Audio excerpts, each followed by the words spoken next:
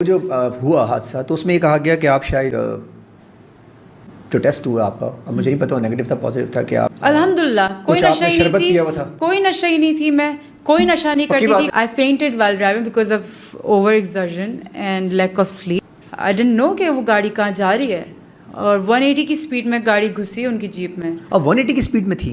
میں فینٹ تھی اور میرا ایکسیلیٹر میرے وزن سے دبتا رہا، میرے وزن سے ایکسیلیٹر دبتا رہا. وہ آپ نے اس پہ ایکسیلیٹر پاؤں رکھ دیا ہوگا تو وہ تو گاڑی بریک پہ کی دکھانی تو ہی نہیں نا. اگر غلطی سے بھی سلپ ہو جاتا نا پاؤں تو کچھ بچنے کے چانسز تھے.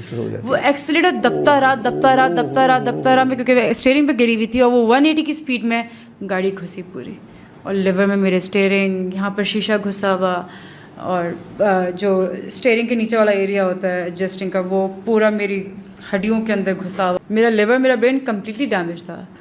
تو ڈاکٹرز نے ابو سے سگنیچرز لے لیے تھے، کیونکہ جو مجھے بے ہوشی کے انجیکشن لگائے جا رہے تھے اس سے میری کڈنیز فیل ہو سکتی تھی اور برین ہیمریج ہو سکتا تھا کچھ بھی. اور مجھے او ٹی لے کے جا رہے تھے فوراً، کیونکہ انہوں نے سب سے پہلے جو چیز دیکھی وہ دیکھی میری ہڈیاں باہر، انہوں نے کچھ اور نہیں دیکھا.